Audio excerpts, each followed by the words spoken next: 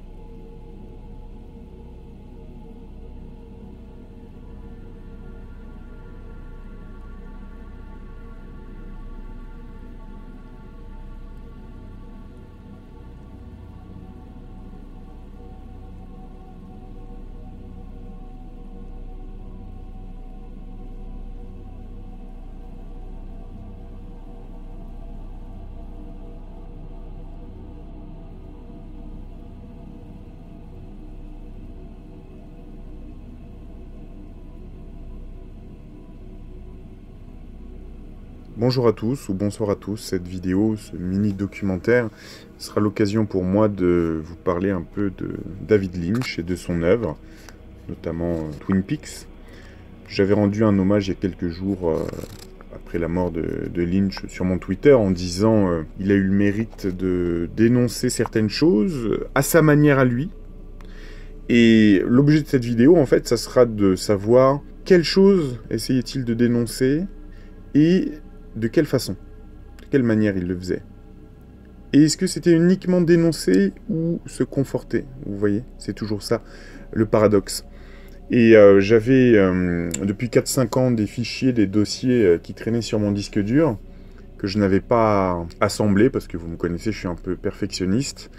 Et c'est les circonstances qui font que vous devez un jour vous presser, puisque les circonstances font que, comme là le décès de Lynch, font que vous devez de sortir la chose. Ça sert à rien que ça dorme sur un disque dur. C'était un peu comme mon docu sur Boards of Canada, etc. Alors, on parlera notamment, bien sûr, et surtout, parce que tout tourne autour de ça, en termes occultes, donc le film Twin Peaks, et la série Twin Peaks. Ici, je la mets en copie d'écran. Alors, rapidement, je ne sais pas si je pourrais mettre les extraits vidéo de Twin Peaks ici sur YouTube, sinon ça va peut-être bloquer. Donc il y aura peut-être une partie complète avec ces extraits-là pour étayer mes propos qui seront sur Patreon. Dans ce cas-là, il faudra regarder dans le lien dans la description. Je vais essayer de mettre le maximum ici sur YouTube, mais on ne sait jamais, comme vous savez. On va commencer... Alors j'ai 200 onglets d'ouvert, donc je vous ferai des commentaires sur ce qui me vient à chacun des screenshots. Il n'y a pas forcément d'ordre. Ce sera un peu comme un film de Lynch, en fait. Il n'y a pas forcément de logique dans les séquences. Vous voyez ce que je veux dire. Ici, on a ce screenshot de Laura Palmer dans la saison 2 de la série Twin Peaks, qui disait « Je te reverrai dans 25 ans ». Donc la deuxième saison, ça devait être en 91, deuxième saison de Twin Peaks. Et effectivement, la première chose étrange, c'est que on a eu Twin Peaks The Return, c'est-à-dire la saison 3, lancée 26 ans, donc pas tout à fait 25, hein, mais 26 ans après la fin de la deuxième saison. Alors, je vous ai traduit chacun des textes en anglais. J'ai beaucoup d'extraits, notamment d'un bouquin de Jay Dyer, que je vous présenterai tout à l'heure, et aussi l'histoire secrète de Twin Peaks, de Mark Frost, qui était le co-réalisateur de la série et surtout le scénariste. Et j'aurai aussi des extraits du diary donc, de Laura Palmer, écrit par sa fille Jennifer Lynch. Donc à chaque fois j'ai traduit. Hein. Ici je vous mets la source d'origine. Et ensuite je vous traduis. Donc, en conclusion, le retour de Twin Peaks semble même avoir été prédit par Laura dans la Black Lodge, donc la loge noire, il y a 25 ans. Étonnamment, Laura dit à un Cooper vieillissant « Je te reverrai dans 25 ans », suggérant que la série reviendrait. Blablabla. Avec cette série, nous avons une fenêtre incroyablement précise sur la véritable Amérique. une terre hantée par les esprits primaires et élémentaires du passé et contrôlée par une secte adhérant à ses anciennes croyances. Alors, je vais faire une petite parenthèse ici. Dans le bouquin qu'a écrit Mark Frost, qui est beaucoup plus dans l'occulte, mais c'est-à-dire qu'il explicite tout ça, alors que David Lynch garde tout ça pour lui. Mark Frost écrit beaucoup sur les Indiens qui étaient là avant les hommes blancs en Amérique. Et il est bien évidemment dans cette histoire de karma, de tous ces esprits d'Indiens qui ont été tués dans la violence et qui reviennent sous d'autres formes. C'est un petit peu aussi la problématique de Shining, dont on parlera. Et d'ailleurs, à un moment donné, j'espère que je vais vous retrouver l'extrait, je crois que c'est dans le film Twin Peaks, on a à un moment un des gamins débiles là, de parents dégénérés qui a une coiffe d'Indien et qui se cogne la tête comme ça de manière répétée sur la maquette d'un hôtel. Et c'est comme pour attirer notre attention sur cet hôtel dont la façade ressemble étrangement à l'hôtel de Shining, qui est, on le sait maintenant, le véritable hôtel qui a été tourné pour le film, reposait sur un ancien cimetière indien, ce qu'il faut évidemment surtout pas faire, parce que des esprits peuvent prendre possession, littéralement, des habitants du bâtiment. Mais je dis ça parce que Mark Frost insiste vraiment sur ce genre de choses dans son livre. C'est ce livre-là, je vous le montre maintenant. The Secret History of Twin Peaks. Donc je continue. L'élite américaine au pouvoir est vraiment comme Ben Horn, soumise à des forces surnaturelles qu'elle ne peut contrôler. Et derrière ce voile d'obscurité se trouve une élite occulte dont le pouvoir semble provenir d'une Black Lodge, donc une loge noire. Ici on a un autre document, donc les loges noires et les sociétés sataniques. Donc je traduis. La loge noire a occupé une place importante dans Twin Peaks, qui a pris soin de lui donner une présence et une apparence tangible. Hawke l'a décrite comme un lieu de force obscur qui attire ce monde, un monde de cauchemars. Certains habitants de Twin Peaks étaient conscients du mal dans ces bois, où résidaient divers esprits maléfiques, et ont pris des mesures actives pour le combattre. Néanmoins, la loge noire est restée une force insidieuse tout au long de la série. Des aperçus de sa nature étant donnés lors de scènes mettant en scène la Chambre Rouge. L'existence des loges noires est un concept occulte important, qui a été longuement étudié par des auteurs initiés. Plus particulièrement, les loges noires sont discutées en détail dans le livre Psychic Self-Defense de Diane Fortune, que je vous ai déjà lu d'ailleurs sur la chaîne. C'est un auteur ésotérique occulte. Fortune était... Pardon, oui, c'est une femme. Une occultiste liée à la théosophie au début de sa carrière, et ses écrits restent influents aujourd'hui. Alors, je cite, « C'est vrai, c'est exactement de là que j'ai tiré la loge noire », répond Mark Frost lorsqu'on l'interroge sur le livre, lors de l'interview d'août 92 avec The Independent. Fortune décrit les loges noires comme des centres d'influence sinistres, où la magie noire est pratiquée par des personnages sans scrupules. Donc, ici, je fais une pause à ce point-là pour vous dire que Mark Frost, dans la série Twin Peaks, c'est lui qui a apporté tout le bagage occulte théorique. Je vais vous traduire un autre screenshot plus loin, où il dira carrément qu'il lit Alice Bailey, Blavatsky, etc. Alors, ça c'est un des deux bouquins, c'est le deuxième tome, je crois, de Esoteric Hollywood, More Sex Cults Symbols in Films. Ouvrage très très intéressant, comme le tome 1, qui parle des liens entre Hollywood et l'occulte. Alors, il faut aussi que je vous dise quelque chose, c'est que ces derniers temps, ça a été assez étrange pour moi, parce que j'ai eu des flashs, mais vous savez, des flashs dont on n'est pas conscient, comme une source qui arrive sur nous, comme ça, ou dans notre esprit. Je parlais beaucoup d'Hollywood en regardant des anciennes photos de quand j'y étais allé il y a quelques années, à un proche il y a quelques jours. Et c'était avant les incendies, que les incendies se déclarent à Los Angeles. Et c'est arrivé. Quelques jours après, je parle aussi à un membre de ma famille de David Lynch. Et d'ailleurs, en rangeant mes bouquins un peu dans ma chambre, je suis tombé sur le bouquin David Lynch, qui était celui de l'expo de la Fondation Cartier en 2006 ou 2007. Et donc, je reparle de Lynch, naturellement. Et là, je vois 2 jours après qu'il est décédé. Il m'arrive beaucoup de choses comme ça en ce moment. C'est assez troublant, mais c'est comme ça.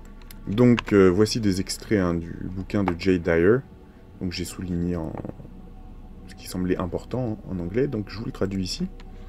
Dans David Lynch, un guide ésotérique de Twin Peaks. Hop, par Jay Dyer. Donc, dans Ésotérique Hollywood, sexe, culte et symbole du cinéma. J'ai appris que, juste sous la surface, il y a un autre monde. Et des mondes encore différents à mesure que vous creusez plus profond. David Lynch. Si vous avez déjà ressenti le mince et fragile vernis de ce qui se présente comme le bon vieux États-Unis d'Amérique, et que vous avez eu l'impression qu'on vous ait vendu du faux, alors vous devez absolument voir la série Twin Peaks.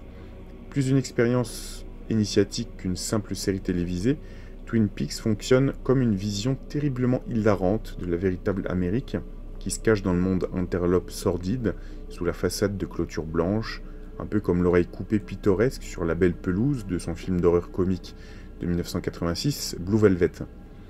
Twin Peaks pourrait même être qualifié de feuilleton satirique, ésotérique et sombre. Il existe d'innombrables critiques, essais et analyses de Lynch et de Twin Peaks, mais presque tout se passe à côté du système complexe de symboles et de significations cachées qui se rapportent directement à l'occultisme de haut niveau. Ici, un autre extrait donc, que je vous traduis ici. Il convient de mentionner, avant de se plonger dans le récit lui-même, le style préféré de Lynch. À la fois horreur, néo-noir, comédie, mélodrame et feuilleton, la collaboration Lynch-Frost rassemble un large éventail de classiques hollywoodiens, du doublage d'Hitchcock au classique noir de 1944 d'Otto Preminger, Laura. Les parallèles entre le ménate du film Les Oiseaux d'Hitchcock et le détective au cœur dur qui se retrouve face à Laura, apparemment assassinée, abondent. Et Lynch inclut intentionnellement d'innombrables parallèles pour parsemer son œuvre, puisée dans l'âge d'or du cinéma. Alors que nous entrons dans le monde de Twin Peaks, le protagoniste, l'agent Dale Cooper, joué par Kyle MacLachlan, arrive pour enquêter sur le meurtre énigmatique de la populaire lycéenne blonde Laura Palmer, jouée par Cheryl Lee. Basé sur un meurtre non résolu de la ville natale du co-réalisateur et créateur de Twin Peaks, Mark Frost, Laura servira de point central à l'arc narratif de la série. Cependant, alors que l'agent Cooper découvre la véritable histoire de la mort de Laura, la vérité implique une conspiration beaucoup plus vaste que ce qui avait été initialement conçu. Avec ses méthodes divinatoires peu orthodoxes pour résoudre les crimes, Cooper stupéfie les forces de l'ordre local avec le concept d'utilisation de la synchronicité, ou je dirais serendipity aussi, pour associer des noms similaires à des objets inanimés dans un jeu de lancer de pierre. C'est-à-dire qu'en gros, je sais plus si c'est dans le film ou dans la série, mais à un moment il se dit bon, il faut que je départage, tout le monde ment dans cette ville, donc il dit à chaque fois que je lance une pierre et qu'elle touche le bocal que j'ai mis à 5 mètres, vous cochez le nom. Et il cite les noms, et il charge la pierre magnétiquement, et effectivement on se rend compte que chaque fois que la pierre touche la bouteille, c'est vraiment quelqu'un dans le film ou la série qui est coupable de quelque chose, clairement. En ce qui concerne en tout cas l'affaire du film. Cette pratique étrange configurera Cooper à la fois comme un détective classique de roman pulp dans la lignée de Sam Spade, mais lui conférera également un côté mystique, à partir duquel il puisera pour scruter la psychosphère. Couliano écrit, citant Eliade à propos du chaman en termes descriptifs, bon, ça c'était juste un extrait, donc c'est coupé ici. Rappelez-vous, c'est des documents que j'avais récoltés il y a 4-5 ans, donc je me suis remémoré tout ça, et je vous le présente aujourd'hui. Donc ça c'est le bouquin que moi j'ai en français, de l'histoire secrète de Twin Peaks, incroyable.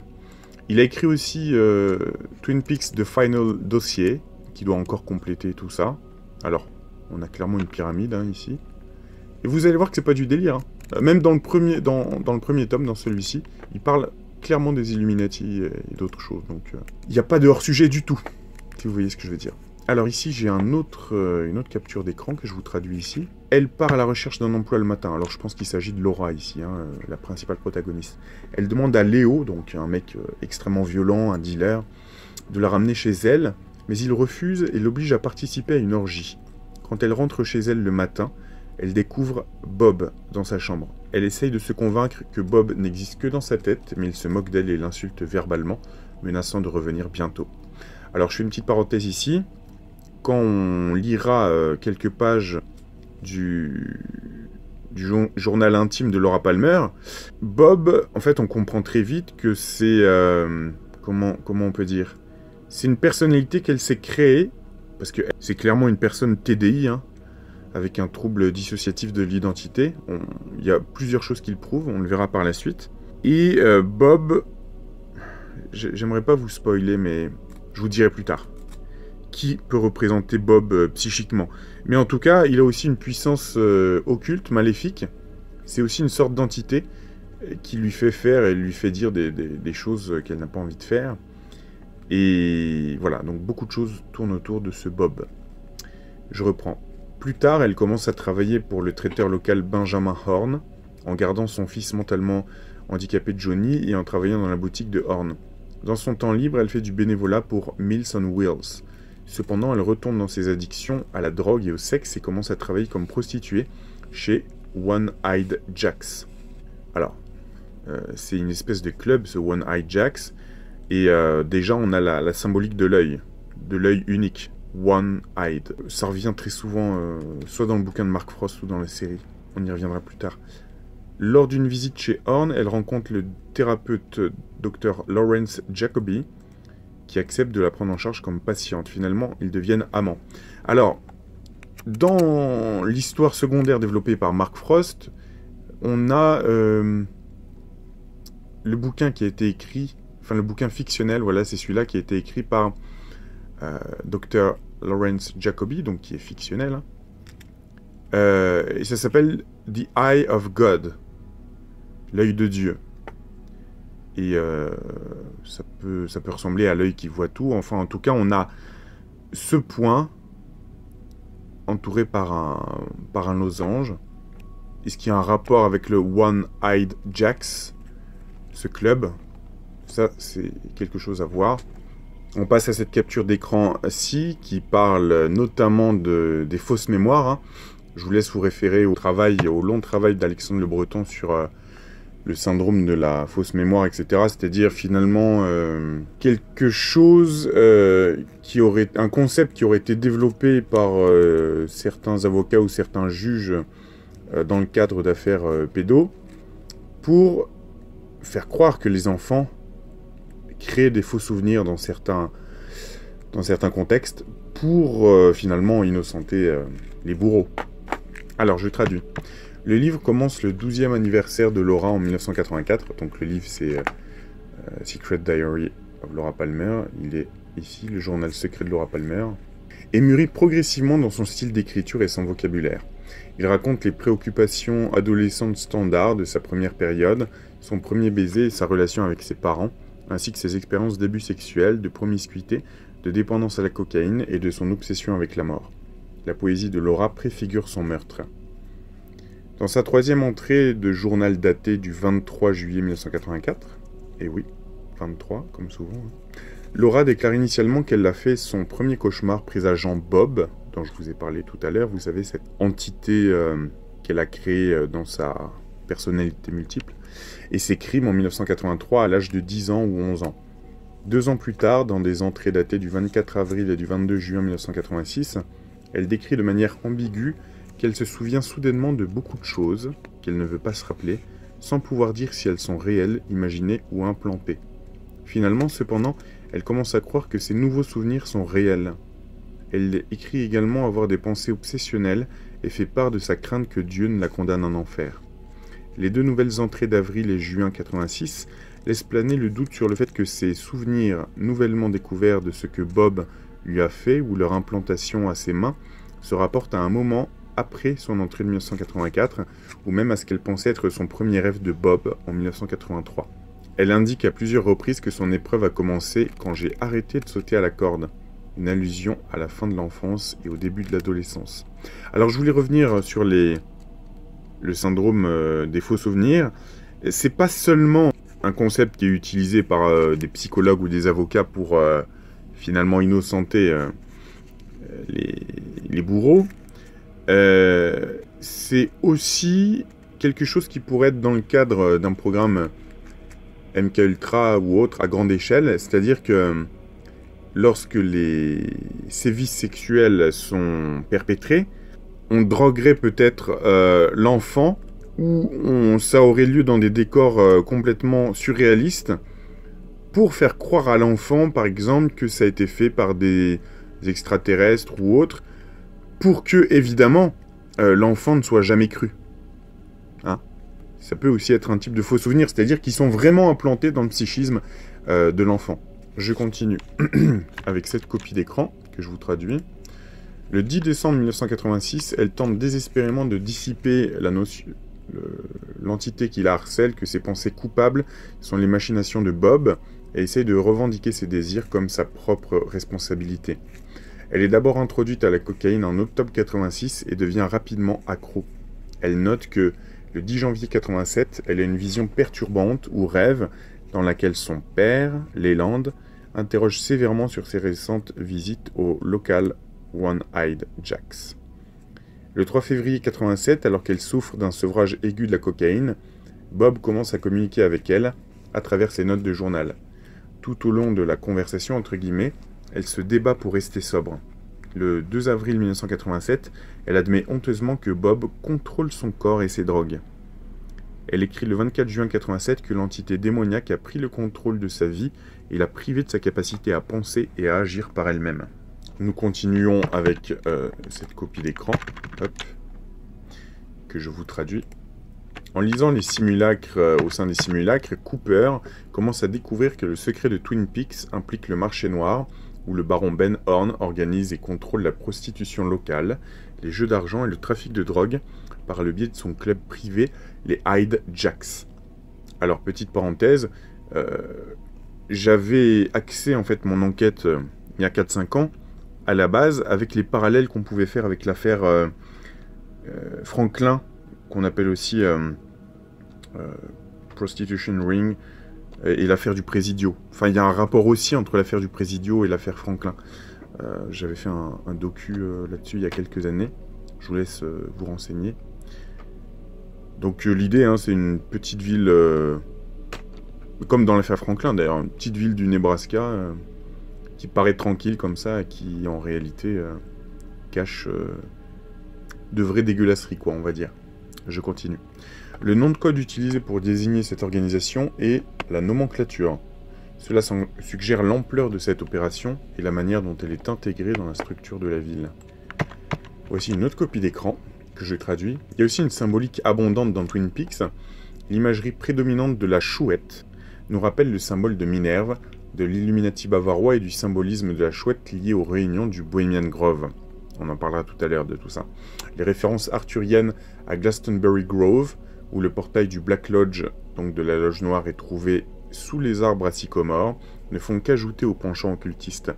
Il y a également des visions et des rêves prophétiques, des cartes de tarot lues par la madame du bordel local aux yeux de biche, et l'accent mis sur la lumière et l'obscurité de la nature humaine. Grattez la surface d'une petite ville américaine, apparemment paisible, et vous découvrirez un monde sombre de gangsters, de prostitution, de chantage, de trafic de drogue et de corruption. Donc ici, on a ce livre fictionnel, hein, écrit par le docteur Lawrence Jacoby, une espèce de psychanalyste étrange, hein, dans le film, puisque il dit à Laura Palmer qu'il va s'occuper d'elle comme patiente, et puis finalement il tombe amoureux, donc ça fait partie des gens sous l'emprise de Laura, quoi, donc c'est pas clair du tout, évidemment.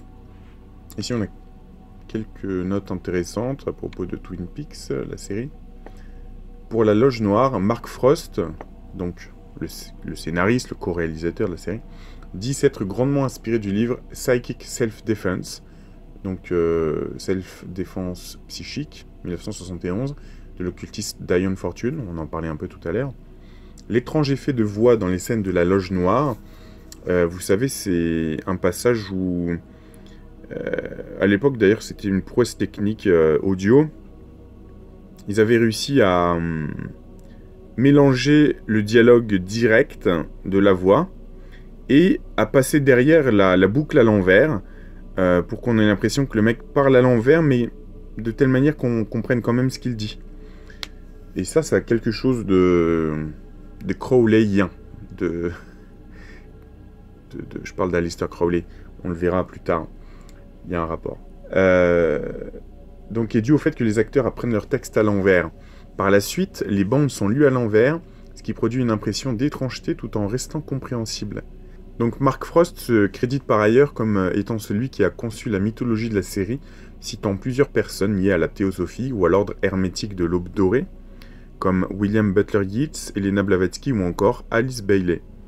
Il cite également la religion Santeria, l'alignement de Sith et l'occultiste Colin Wilson. Donc vous voyez que Frost, il était bien versé dans l'occultisme. Dans le livre Lynch on Lynch, 1997, Lynch explique l'idée de la chambre rouge. Alors, vous verrez plus tard d'ailleurs, c'est une chambre avec des rideaux rouges, et au sol, on dirait presque un peu un damier maçonnique, sauf que c'est pas... c'est noir et blanc, mais ça n'est pas des pavés, ce sont des formes géométriques. Mais il y a quand même deux lampes qui peuvent nous rappeler les colonnes J et B. J'ai souvent lu ça dans les bouquins sur les loges maçonniques. C'est deux colonnes qui font toujours partie des loges. Mais voilà, ça fait juste penser à quoi, on va dire. Donc l'idée de la chambre rouge, j'étais appuyé contre une voiture, j'étais penché de face contre cette voiture très chaude, mes mains étaient sur le toit et le métal était très chaud. La scène de la chambre rouge m'est venue à l'esprit. Little Mike était là, et il parlait à l'envers. Le reste de la nuit, je n'ai pensé qu'à la chambre rouge. Alors, peut-être le saviez-vous déjà, mais David Lynch, c'était un ancien adepte de la méditation transcendantale, enfin, qui est considéré selon les pays comme une secte, ou... voilà, peu importe. Mais lui, apparemment, il n'était pas trop... il aimait pas trop appartenir à des mouvements, je crois qu'il en a fait sa propre inspiration artistique, quoi. Il a été une époque dans la méditation transcendantale, et il a expliqué plus tard que ça lui permettait de voir le passé, parfois le futur, et surtout d'avoir des visions, des rêves qu'il mettait ensuite dans ses films, avec toujours des significations profondes et surtout symboliques, hein, un peu archétypales dans ses rêves. Ici, on a une autre capture d'écran. Donc vous voyez la loge noire, hein, avec ce sol noir et blanc. Ici, on voit une lampe, mais il y en a deux, une de chaque côté. Et est-ce qu'elle apparaît dans Lost Highway? Non, je crois pas. Mais là, on va parler un petit peu de Lost Highway, qui est un autre de ses films. Lost Highway est un film néo-noir psychodramatique non linéaire qui explore le côté sombre du monde souterrain d'Hollywood, où la mafia, la pornographie, le crime et l'occultisme sont entrelacés dans une histoire sur le voyage psychique d'un homme. Alors que le spectateur suit Fred Madison sur cette route sinueuse, nous sommes ramenés au point où il a commencé, et le cycle recommence. Rempli de dualité, d'illusions et de mystères, Lost Highway traite de la vie et du côté obscur de notre propre monde intérieur, l'inconscient que Lynch relie mystiquement aux autres. Donc, ouais, Lost Highway, un film que je vous recommande, qui est très très étrange, mais qui nous explique aussi, hein, dans sa filmographie, que on est dans une sorte de boucle temporelle, ou un rêve dans un rêve, comme il dit dans Twin Peaks, ou même, il y a un moment dans Twin Peaks qui me fait penser, je crois que c'est dans le film, où on a l'agent Cooper qui se filme, en fait, dans un couloir. Dans un couloir, il se fait filmer, en fait, par la caméra de surveillance. Il sort dans le couloir, et il revient dans la salle de contrôle, pour vérifier qu'il n'y a personne. Et il fait ça plusieurs fois de suite. Et à un moment, c'est comme si il réussissait à courber le temps, je sais pas. Il se voit lui-même quand il était à l'extérieur dans le couloir en train de se faire filmer par la caméra. Et après, on a, très étrange cette scène, on a David Bowie, hein, qui joue dans le film, qui fait une apparition comme ça, et qui sort de l'ascenseur, qui arrive dans le couloir, et qui passe à côté de l'agent Cooper. Et comment il s'en rend compte, en fait, l'agent Dale Cooper? Eh bien, c'est en repassant la bande dans la salle de contrôle. C'est-à-dire que David Bowie, qui joue je sais plus quel personnage, il le voit passer à côté de lui dans le couloir, mais il le voit uniquement sur caméra. Donc ça aussi, qu'est-ce que ça veut dire sur la nature des choses mystérieuses et profondes qui nous entourent? Est-ce que ça veut dire que il y a des esprits qu'on ne voit pas avec les yeux? Enfin, voilà, il y a toutes ces choses étranges aussi de boucles temporelles ou même de symboles inconscients, comme par exemple Laura Palmer, à un moment, une femme lui offre une photographie encadrée qui représente un mur avec une porte. Et à un moment, Laura Palmer, elle le voit d'abord en rêve et ensuite en réalité. Elle se voit elle-même dans la même situation, en train de regarder cette photo sur le mur, cette photo où il y a cette porte. Donc c'est comme si elle voyait son double occulte, vous savez, le double invisible. Donc voilà, c'est des thèmes qui sont toujours présents hein, chez Lynch, qui pratiquait donc la méditation transcendantale, ou la méditation en pleine conscience, on peut dire aussi. C'est-à-dire que Lynch est conscient des rêves qu'il a fait, il les note, ça a du sens pour lui, il sait quel sens ça peut avoir.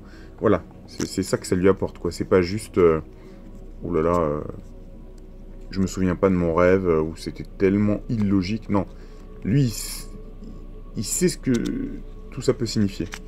Alors, ici on va aborder un problème un peu plus épineux.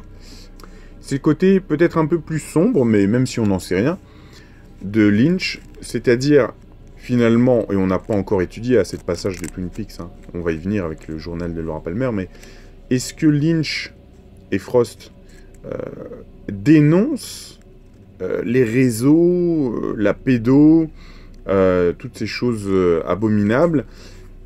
Est-ce qu'il les dénonce de manière cryptique, c'est-à-dire de manière cachée, où on doit découvrir ce que tel symbole signifie, ce que cela veut dire vraiment, parce qu'ils ne peuvent pas dire les choses explicitement sur une série télévisée, c'est évident. Est-ce que c'est ça?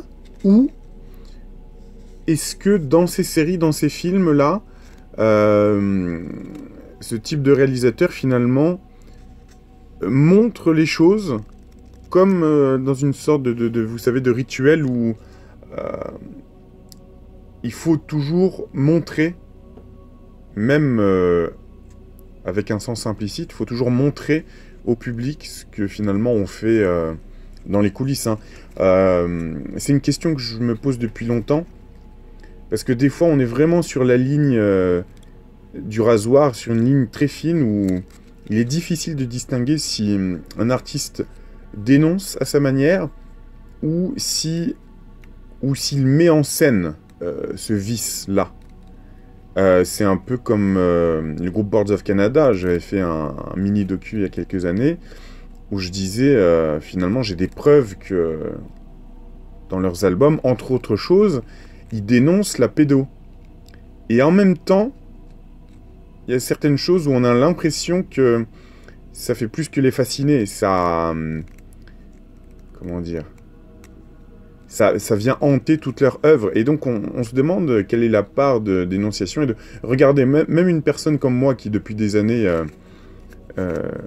fait des contenus où je vous parle des choses, où je dénonce des choses, il y a toujours des gens qui viennent dire ouais, enfin, arrête de faire la promotion de ce truc. Mais je fais pas la promotion. C'est pas parce que je fais une vidéo sur un sujet pour justement rendre ça public. C'est pas pour ça que je cautionne ce qui est dit, par exemple, dans l'extrait de bouquin que je suis en train de lire. Enfin, c'est évident. Vous voyez ce que je veux dire? C'est comme si on disait à un présentateur météo, tu cautionnes le mauvais temps qu'il fera demain? Vraiment, tu cautionnes? C'est ça que tu es en train de me dire? Bah non, il présente juste le temps, en fait. Donc voilà, donc ici on va aborder un côté un peu plus sombre, et donc on va essayer de savoir si Lynch, il est acteur ou spectateur de cette problématique, donc, qui est, ici je vous traduis, des activistes démocrates, des donneurs, des directeurs, le démocrate activiste, le donneur, le directeur, réalisateur de film Roman Polanski, a remué le pays après avoir plaidé coupable sur le viol d'une fille de 13 ans. Les démocrates et les acteurs d'Hollywood le défendent toujours jusqu'à ce jour, incluant Whoopi Goldberg, Martin Scorsese, Woody Allen, David Lynch, Wim Wenders, Pedro Almodovar, Tilda Swinton et Monica Bellucci. Alors, naturellement, on peut dire c'est un réalisateur talentueux, donc les réalisateurs aussi le soutiennent. Voilà, mais bon, Woody Allen, on sait que ça lui est pas totalement étranger, tout ça. Et Lynch, qu'est-ce qu'il vient faire là-dedans? Bon, on va étudier ce problème. Ici, j'ai une première source que je vais vous traduire en français. Le baron est légèrement moins maléfique dans le film Dune de David Lynch de 1984, mais seulement dans une faible mesure. Toute mention d'inceste et de pédo a été supprimée du script.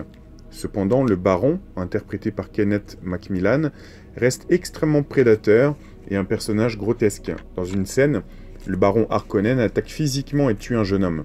Le baron enlace le jeune homme pendant qu'il fait cela, suggérant des sentiments romantiques ou sexuels envers sa victime. Bien que le baron ne soit pas explicitement confirmé comme gay dans le film de 84, le sous-texte indique clairement que cette scène visait à renforcer le stéréotype néfaste des hommes gays plus âgés ayant un comportement prédateur envers les hommes plus jeunes et hétérosexuels. Alors avant toute chose, je voulais vous montrer ça. Vous connaissez ces symboles? Non? Ça décrit certaines choses dans le milieu. Et on parlera de la couleur bleue plus tard. Je vous fais juste un petit teasing de ce qu'il y aura plus tard. Donc, ça c'était finalement pour dire que, est-ce que dans le film Dune, Lynch, qui est le réalisateur, est-ce qu'il minimise la pédo? Bon, ça vous allez me dire, c'est anodin. C'est pas une preuve de quoi que ce soit. Alors ça, c'est... Voilà. C'est la Black Lodge, la loge noire. On a une belle photo ici du tournage de Twin Peaks. On voit les deux lampes, là, qui pourraient former les colonnes J et B. Les deux chaises qui pourraient figurer la porte. Et le sol noir et blanc. C'est ce que je voulais vous illustrer tout à l'heure. Mais ça peut être maçonnique ou autre chose, hein. Tout dépend ce que vous en pensez. Alors, donc là, on va rentrer un peu plus dans le vif du sujet. À propos de Lynch et toute cette problématique. On a ce bouquin, The Secret Diary of Laura Palmer. Donc on peut traduire en français par le journal intime de Laura Palmer. Celle qui a écrit ce livre, donc en parallèle du film et de la série, c'est Jennifer Lynch, la fille de David Lynch. Et on a ici cette source qui nous dit Jennifer Lynch a dit que c'était son père et Mark Frost qui lui avaient demandé d'être littéralement Laura Palmer. Et qu'elle connaissait Laura si bien que c'était comme de l'écriture automatique pour elle, quoi. Ça serait facile. Vous voyez ce que ça implique, c'est-à-dire que elle connaît tellement bien le personnage de Laura Palmer dans la série, donc on va voir, hein, qui s'est faite violer jeune, qui se prostitue, voilà. Eh bien, Jennifer Lynch a dit un jour que c'était Mark Frost et son père qui lui ont demandé, parallèlement à la série, d'écrire ça. Donc c'est un bouquin de fiction, hein, mais elle connaissait si bien Laura, hein, qu'elle pouvait s'identifier à elle. Qu'est-ce que c'est censé vouloir dire, hein? Et on a cet acteur qui est un nain. Il a eu une maladie qui a fait que sa croissance, la croissance de ses os, sa croissance musculaire, eh bien, s'est stoppée assez tôt. Et il joue dans Twin Peaks, vous savez, il fait ce nain dans la loge rouge, là, qui parle à l'envers. Et toujours est-il, donc, qui s'appelle Michael J. Anderson, qu'il a dit, dans un tweet qui a été effacé et qu'il a effacé depuis, il disait donc à propos de David Lynch, je vais vous traduire, il n'a absolument pas violé sa fille mineure et ensuite écrit une série télévisée à ce propos. Elle n'a totalement pas vécu sous menace de mort de la part de son propre père toute sa vie si jamais elle parlait. Il n'a jamais tué son meilleur ami, entre guillemets. Et il n'a définitivement jamais suggéré à moi que je devais me suicider. Il y a d'ailleurs tout un tas d'autres choses qu'il n'a jamais fait non plus. Donc, c'est une façon maligne pour Anderson, cet acteur, de dire des choses tout en évitant la diffamation. Hein. C'est-à-dire que là, sinon, s'il avait pas mis... il n'a pas fait cela, il n'a bien sûr pas fait cela, mais tout en le disant, il aurait été attaqué sûrement en diffamation. Donc c'est une manière de se protéger, je pense. Et alors, ce qui s'est passé, c'est que cet acteur, Anderson, ensuite, il y a eu plein de trucs diffamatoires, justement, sur Reddit ou autre. C'est-à-dire qu'on avait l'impression qu'il y avait des trolls qui essayaient de minimiser ce qu'il disait et de déformer tout ça ou de le décrédibiliser en disant, par exemple, que il y a des mecs qui s'inventent médecins, quoi. Il y en a un qui disait sur Reddit, c'est sa vertébrale C2 qui, avec sa maladie évoluant, eh bien, rentre dans la moelle épinière et qui peut créer des problèmes de désordre mental, quoi. Ok, donc ce qui expliquerait son délire total. Et il y en a d'autres qui disent que c'était quelqu'un de très autoritaire, cet acteur. Il n'a jamais eu d'agent, par exemple. Il posait ses propres conditions. D'ailleurs, il s'est fâché avec Lynch, etc. Donc tout ça, on dirait que c'est des excuses qu'on trouve pour dire ce gars est complètement taré, ne l'écoutez pas, quoi. D'ailleurs, j'ai même vu des trucs sur Reddit où il disait c'est même un fervent soutien de Trump. Enfin, je vois pas le rapport, quoi. Il vote pour qui il veut. Donc, toujours est-il qu'il a tweeté ça. Ensuite, il a effacé le post. Donc, Jennifer Lynch, évidemment, qu'est-ce que vous voulez qu'elle dise? Elle a dit par la suite je suis vraiment désolé que Mike fasse cela. Rien de ce qu'il dit n'est vrai. Et j'espère qu'il recevra l'aide et la paix intérieure dont il a besoin. Donc, après, je sais pas. Est-ce qu'on peut dire qu'il n'y a pas de... Il n'y a pas de fumée sans feu? On va étudier d'autres éléments qui sont assez troublants. Donc, Jennifer Lynch, la fille de David. En 1993, donc peu après la série, elle a réalisé le clip musical Living in the Rose du groupe de rock britannique New Model Army. Alors, Living on the Rose, ça fait bien sûr référence et penser à Twin Peaks et sa rose bleue. Hein, on en parlera un peu plus tard. Quelle signification a-t-elle, cette rose bleue? Dans tous les cas, je ne sais pas si j'ai des screenshots ici. Non, ce sera dans mon montage vidéo un peu plus tard. On voit que dans la chambre de Laura Palmer, il y a une rose qui est sur le mur. Alors, donc, j'ai écouté un peu ce morceau de New Model Army. Il y a toujours dans ce genre de morceau, on va pas dire que ça dénonce des choses explicitement, hein. Non, il n'y a rien d'explicite. Mais il y a toujours des choses étranges, vous savez, qui nous rappellent les trucs occultes. Hein. Ici, je traduis notamment quelques passages. There's a city that waits under the sea, days to pass living in the rose. Donc, il y a une ville, une cité qui patiente, qui attend en dessous de la mer. Donc, est-ce que c'est une référence à l'ancienne Atlantide? Days to pass living in the rose. Il y aura encore du temps avant qu'on vive dans la rose. Enfin, je traduis ça comme ça, ouais, je sais pas. Blablabla, blablabla. 1 million d'années avant qu'on se crache dans le soleil. Bon. Comme d'habitude, des trucs occultes auxquels on comprend pas grand-chose. Enfin, si on lit ça avec une lecture au premier degré. Et le fait de dire il y a une ville entière en dessous de la mer, donc à l'intérieur de la Terre, Ça rappelle ce que disait David Lynch. Hein, ça y est, j'ai retrouvé le passage. Je cite, « J'ai appris que juste sous la surface, il y a un autre monde, et des mondes encore différents à mesure que vous creusez plus profondément. » David Lynch. Ok? Donc, non seulement cette chanson, Living in Rose, ça fait référence à quelque chose dans la série, mais en plus, ça fait référence à quelque chose dont parle David Lynch. Bon, très bien. Donc, la première chose qu'on peut dire... Voilà, ici, j'ai retrouvé une capture d'écran des passages que je vais vous montrer tout à l'heure. Donc, la rose qui est sur la porte de sa chambre. La première chose qu'on peut dire, c'est que si Laura Palmer, dans le film, dans la série, vit sous la rose, ce qui peut avoir plein de significations, est-ce que ça fait référence aux sévices qu'elle a reçus, au réseau pédo, au rituel, etc. Si vivre sous la rose, c'est sa vie à Laura Palmer, eh bien, on peut dire que Jennifer Lynch s'identifie à cette rose bleue aussi, en faisant elle-même un clip quelques années après la série, qui s'appelle Living in the Rose. C'est elle qui a réalisé le clip musical. Mais on a d'autres choses un peu étranges.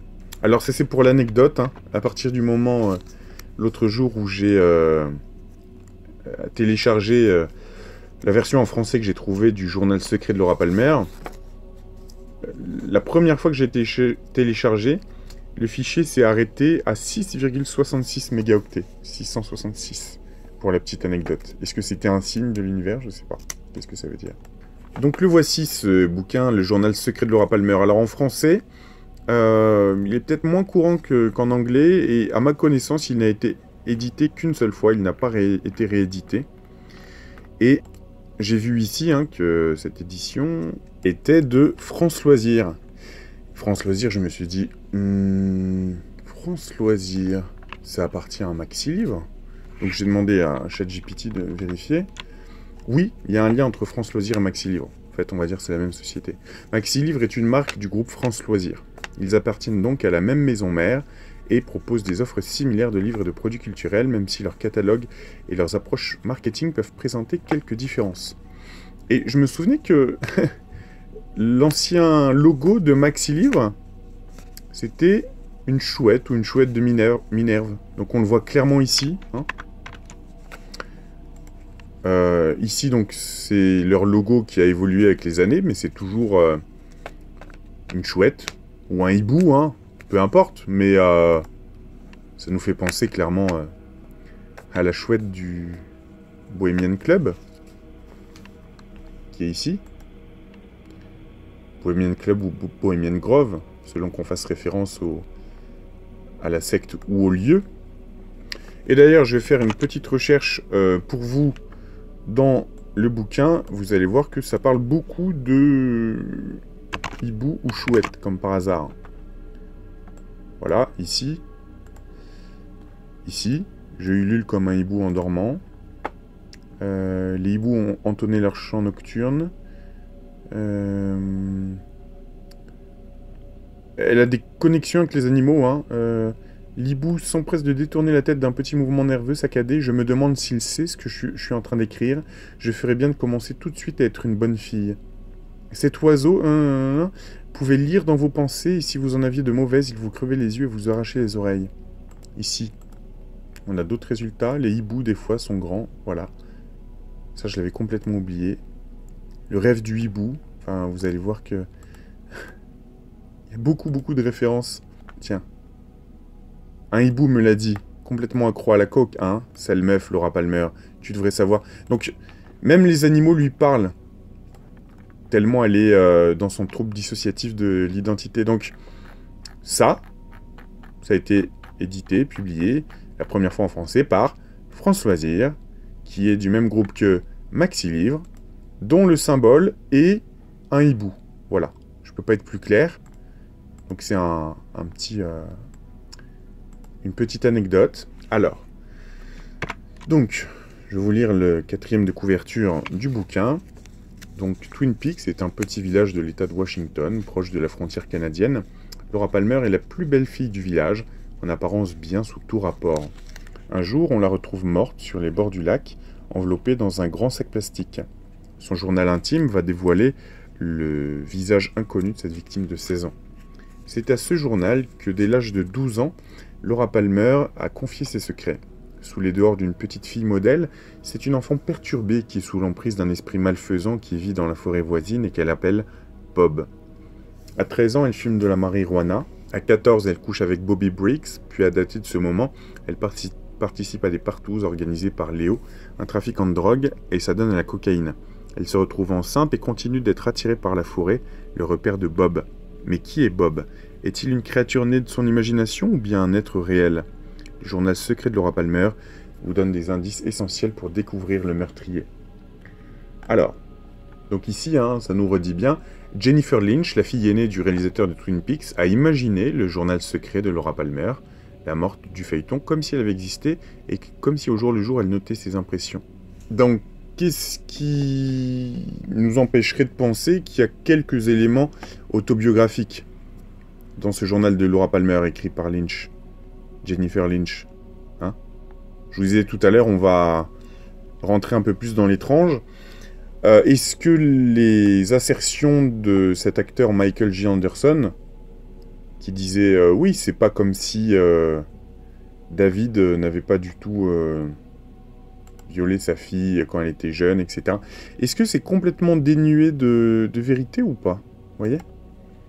Donc, quelques extraits du journal. 14 décembre 86. J'ai rêvé de Bob la nuit passée. Un seul rêve rempli de haine pour ce qu'il a réussi à faire. À ce que je me trouve nul, laide, de chercher l'amour, l'affection. Il a détruit la fierté et l'estime que j'aurais pu avoir de moi-même. J'ai essayé d'être douce, mignonne, parce que c'était facile d'être une bonne élève, parce que je pouvais le faire sans trop d'efforts. Personne ne me désirait, je n'osais dire que je savais ce qu'était le sexe. Dans le rêve, il est apparu à la fenêtre de la chambre de chez Léo et il m'a vu. La scène avec la fille sur le canapé était beaucoup plus osée et violente qu'elle ne l'avait été dans le réel. Et sans cesse les images se répétaient devant mes yeux. Puis nous étions dans les bois près de son arbre et il me disait « Tu n'aurais pas été capable de faire tout ça si je ne te l'avais pas appris. » Je lui ai dit qu'il se trompait, que j'avais appris cela dans ma solitude, dans le seul but de connaître un peu de plaisir et de penser les blessures qu'il m'avait infligées. « Ah oui ?» a-t-il dit. « Alors pourquoi veux-tu devenir l'esclave de Léo ? Je sais que tu en as envie, exactement comme je t'ai appris à le faire, petite. Je t'ai vu en train de jouer avec toi-même. Tu ne pensais qu'au grand méchant Léo, pas au petit Bobby qui pleure de joie après avoir baisé une petite comme toi. » Donc là, je rappelle, petite parenthèse, que ce Bob qui lui parle dans sa tête, c'est une entité ou un de ses alters qu'elle a créé elle-même dans sa tête, probablement, après s'être dissociée, après un sévice sexuel. On y reviendra par la suite. Je continue. Tu as oublié, Laura, que je sais tout, que je vois tout, que je peux aller où je veux. Je pourrais en dire plus sur tes secrets les plus intimes que tu ne le pourrais toi-même. Tu as baissé ta garde, pas vrai, me laissant oublier un moment combien tu puais. Et puis tu m'as rappelé, petite puanteur, tu es très méchante envers moi parce que quand tu écris, parfois, n'est-ce pas, mais nous allons y mettre bon ordre et tu m'aimeras de nouveau comme avant. Ici un autre passage. Il y a des fois où je suis mauvaise, sans que personne ne le sache. Si je ne fais pas attention, c'est à Satan que je risque de plaire. Quand il faut que je voie Bob, je me dis que c'est comme si j'étais en compagnie de Satan en personne, et que je n'aurai jamais le temps de sortir des bois à temps pour être de nouveau Laura, la bonne et pure Laura. Alors ensuite, ici, de la part de Jennifer Lynch, il y a un peu de propagande, inclusive ou je sais pas quoi, ou New Age, qu'on retrouve aujourd'hui. Des fois, je me dis que la vie serait beaucoup plus facile si on n'avait pas à penser qu'on est des filles ou des garçons, des hommes ou des femmes, des jeunes ou des vieux, des gros ou des maigres. Si on pouvait seulement penser qu'on est tous pareils, peut-être qu'on s'ennuierait, mais on aurait sûrement moins peur de la vie, de tous ces dangers qui nous guettent. Ici un autre passage. À certains moments, les bois appartiennent à d'autres créatures et nous n'y avons pas notre place. Des fois, des gens vont y camper et ils apprennent des choses qu'ils devraient ignorer. Les enfants peuvent devenir des proies. Je crois que c'est ce qu'elle a dit. Les enfants peuvent devenir des proies. Peuvent y devenir, donc dans les bois, des proies. Quoi d'autre? Je voulais tellement me souvenir de tout. Ah, elle m'a dit qu'elle devrait ouvrir l'œil et qu'un jour les gens découvriraient qu'elle sait voir des choses que les autres ne voient pas. Elle m'a dit qu'il était important de se rappeler ce qu'on voyait et de ce qu'on ressentait. Les hiboux, des fois, sont grands. Voilà, ça je l'avais complètement oublié. Les hiboux, des fois, sont grands. Ok? Vous voyez l'allusion qui est faite là? Hop, je mets ici le grand hibou du Cremation of Care, la crémation des soucis au Bohemian Grove, donc qui se situe dans la zone au nord de San Francisco. Là où les élites, certaines élites se rencontrent, et là où on dit qu'il y a des orgies avec des enfants, etc. Voilà une référence. C'est pour ça que je dis que peut-être qu'il dénonce des choses, ou peut-être que sa fille Jennifer Lynch dénonce des choses. Elle répète « les hiboux des fois sont grands ». Bien sûr qu'elle fait référence à ce grand hibou du Bohemian Grove. Et elle dit « les enfants peuvent y devenir des proies dans cette forêt ». C'est exactement ça, le Bohemian Grove. C'est cette réunion que les élites ont tous les ans dans la forêt. La référence pour moi est évidente. Je continue. 13 novembre 1985. À l'écoute de la forêt. Peut-être derrière l'écorce des arbres y a-t-il des âmes. Des âmes qui grandissent et changent une mémoire d'instant que nul n'a connue. Mais quel homme écoute jamais? Quel homme prend le temps de se dire que les arbres puissent savoir que derrière leur bruissement, il y a le désir d'une parole? Peut-être ont-ils essayé de murmurer dans la paume d'un maraudeur leurs souvenirs de la petite fille, et comment il y a un vide nouveau en elle, et une petite et neuve bouche. Mais personne ne se soucie que peut-être l'arbre sait que quelque chose a mal tourné, qu'il aimerait parler de cette tristesse dont tant de nuits ils ont été témoins. Peut-être le monde devrait-il s'enfoncer dans la forêt et tendre une oreille attentive aux voix dans les feuilles, voir les détails, etc., etc. Deviner, aux traces laissées dans le sol, ce qui est responsable de ce vide qui ronge la petite fille. Alors, ici, est-ce que vous voyez dans ce passage tout ce qui est dit métaphoriquement ou de manière implicite?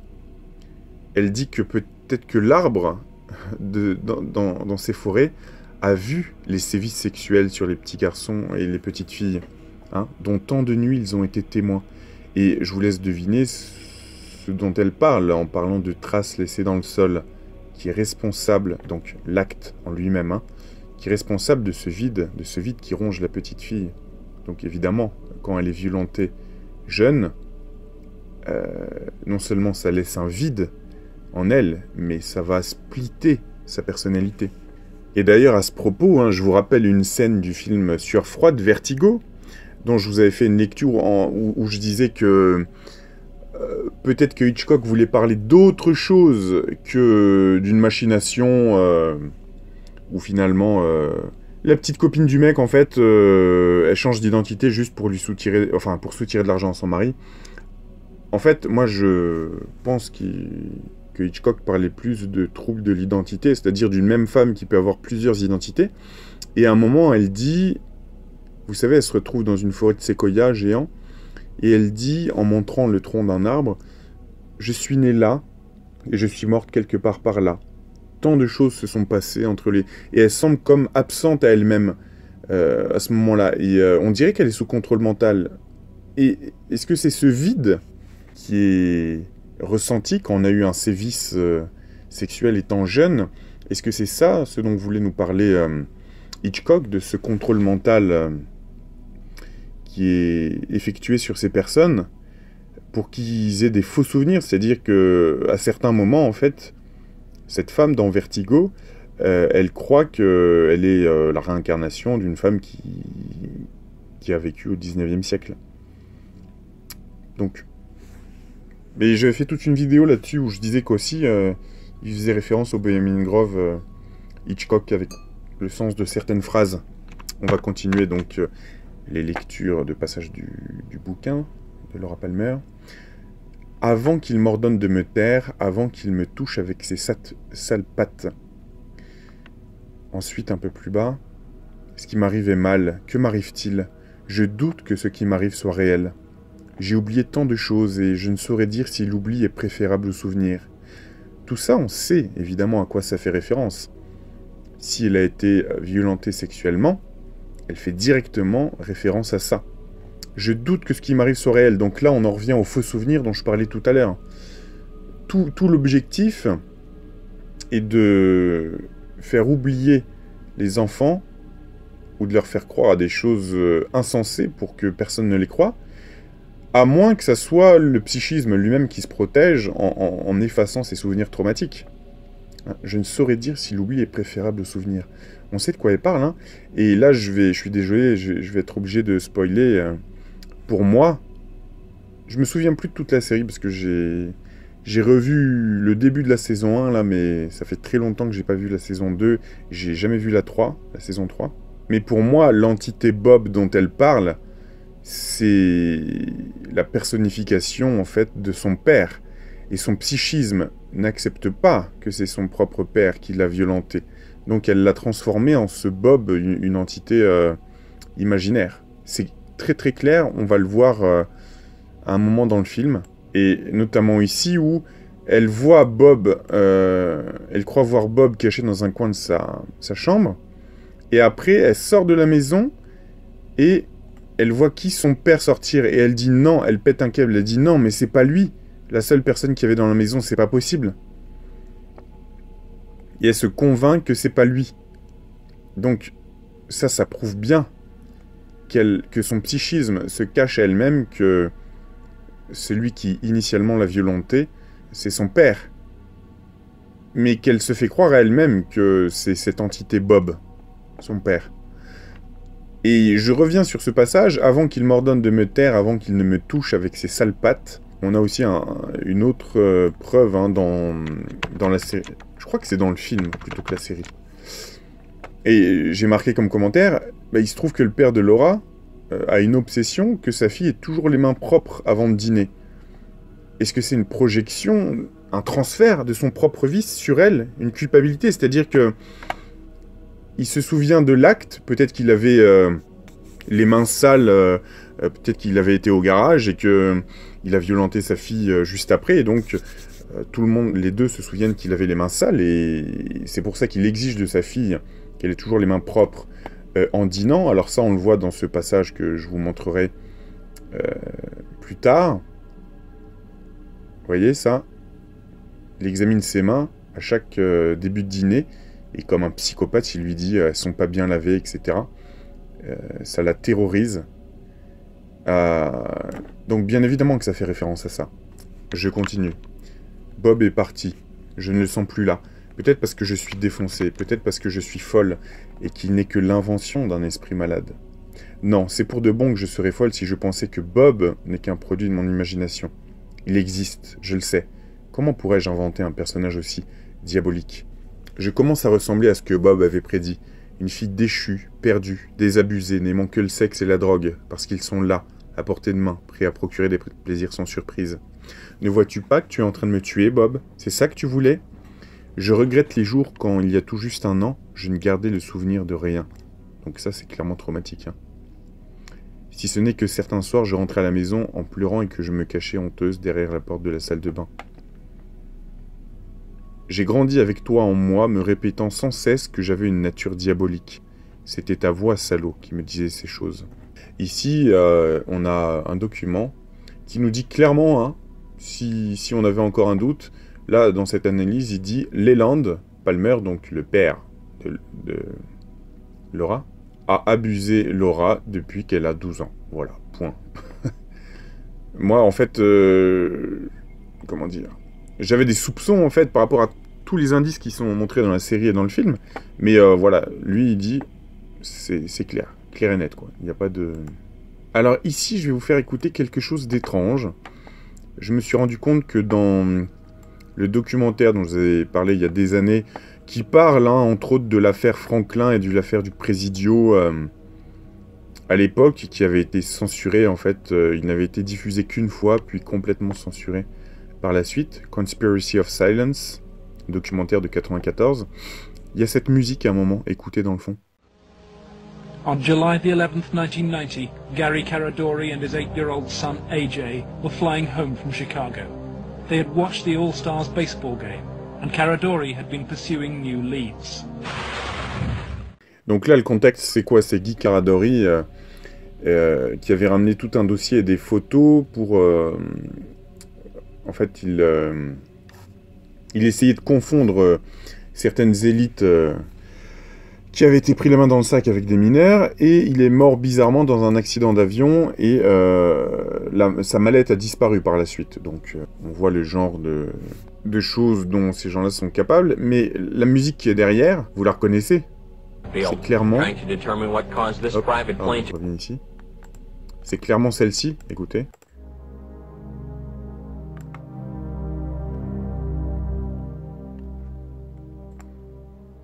Qui, on le voit, est le thème de Laura Palmer, hein, dans la BO de Twin Peaks. Voilà. Donc, à quoi font-ils référence dans le documentaire Conspiration du silence? Là aussi, il n'y a pas de fumée sans feu. Pourquoi cette musique a été utilisée comme un petit clin d'œil en 94 à tout ça, en voyant bien que David Lynch et Mark Frost, sûrement, ils dénonçaient toutes ces choses de manière indirecte. Et pourquoi ce Conspiracy of Silence, il a été censuré de la chaîne? Je vous rappelle, il a été diffusé une fois, puis supprimé de diffusion. Parce que peut-être que si les gens en Amérique avaient fait un lien direct avec la série Twin Peaks, en se disant « Mais putain, c'est ça qu'ils voulaient dénoncer !» Je vous rappelle que 94, c'était seulement 2 ans après la fin de la 2e saison, hein, si je dis pas de bêtises. Et l'Amérique se souvenait encore de la série, parce qu'elle a eu beaucoup de succès populaire, mais bizarrement, ils ont arrêté la production, comme on va le voir plus tard. Donc, vous imaginez, oui, bien sûr qu'ils ont retiré le documentaire de l'antenne. Tout le monde aurait reconnu le thème, c'est évident. Parce qu'aujourd'hui, les gens ont peu de mémoire, mais il y a 30 ans, les neurones fonctionnaient encore, donc bien sûr que les gens se seraient souvenus. Alors, on continue donc avec cette copie d'écran que je vous ai traduit ici. Un aperçu de la métaphysique de Twin Peaks. Dans le film Twin Peaks, Fire Walk With Me, l'impression nous est donnée que l'esprit de Laura a sommé Cooper du FBI de venir enquêter. Tout au long de la série, Cooper reçoit des messages et des indices de cet esprit, ou ce que l'on pourrait appeler plus précisément le monde éthéré ou astral. Donc, ce qu'ils nous disent, hein, c'est que Cooper, apparemment, il est connecté à l'éther, quoi, ou à l'astral. C'est-à-dire qu'il a un côté médiumnique, quand même. C'est ce qui fait que c'est l'enquêteur le plus compétent pour cette affaire, quelque part. Puisque dans cette ville, tout le monde est... Comment dire? Tout le monde cache des choses, tout le monde a quelque chose à se reprocher. Donc, je reviens encore hein, sur cette problématique, c'est-à-dire que il y a eu la série d'abord, Twin Peaks, et ensuite il y a eu le film. Le film n'est pas vraiment un résumé de la série, enfin oui et non. Forcément qu'en 1h45, ou je sais plus combien il dure, mais on peut pas mettre 15 heures de contenu dans un film. Donc il prend un angle légèrement différent, et parfois il reprend les mêmes acteurs, mais il joue des personnages différents. Mais ça nous parle quand même de la même chose. Mais il insiste plus sur le concept de la rose bleue, quand même, par rapport à la série. Alors ici, une autre source visuelle, en anglais, que je vous ai traduit.